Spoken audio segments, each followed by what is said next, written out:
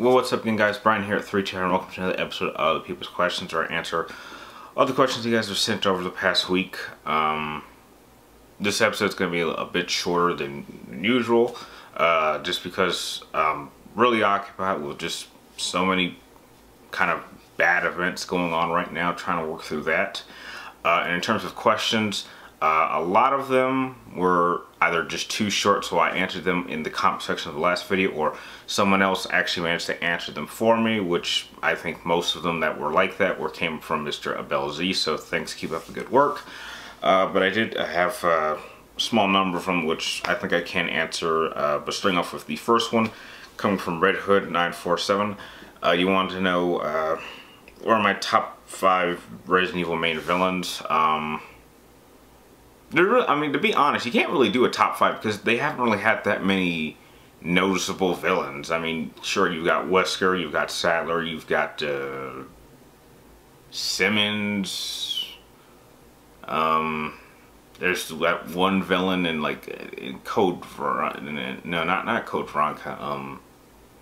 Yeah, I guess Code Veronica. There was Alexia, I guess, and there's this one Russian guy in the Umbrella Chronicles. I can't think of what his name was, but those are just the ones that I can remember off the top of my head. But I really wouldn't put them in any sort of order, because outside of Wesker, who everyone's been just a one-timer, and to me that doesn't make a great villain.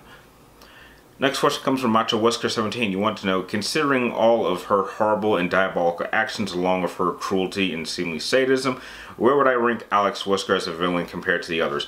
She's not really, you know what, for someone who's supposed to be Wesker's sister, she doesn't really leave that much of an impression.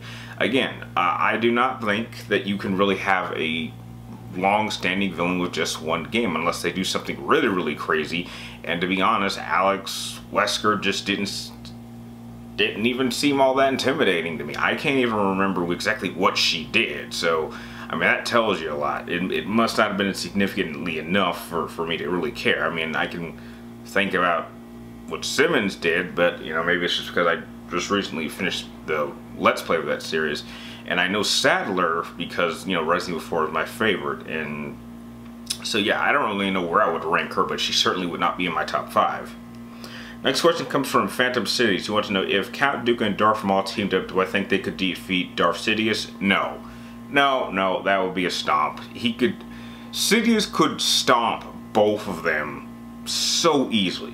So whether or not they would ever, the problem is that Maul and Dooku wouldn't really ever team up.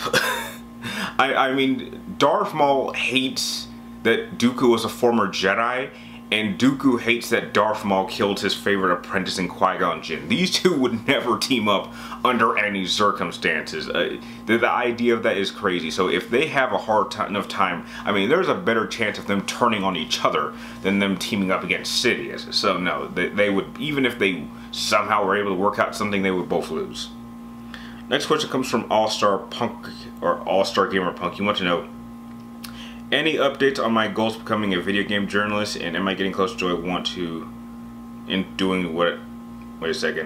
am I getting closer to it, and what am I doing to get closer at it?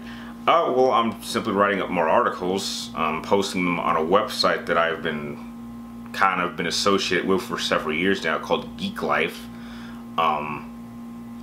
Hopefully when I move to my next location in another state, and hopefully try to get back into school, if I can, I'll try to take the next step. But as far as journalism, you know, I'm just trying to keep myself busy. The thing is that I just don't have enough time in the day. I have a hard enough time finding enough time in the day just getting basic content up. And as far as I'm concerned, I think I need to start building up like collaborations and coalitions with other YouTube gamers. And that's what I'm having a hard enough time doing. So maybe if I can have some more connections, maybe I'll be in a better position to have the career that I want. Next question comes from Josh McCoy. You want to know, who is my favorite Metal Gear Solid 3 boss? Outside, if I couldn't pick the boss, I would probably pick the Fear. And the last question of the episode comes from Cassie J. Williams. Who wants to know what are my thoughts on the Hellboy movies and potential reboot.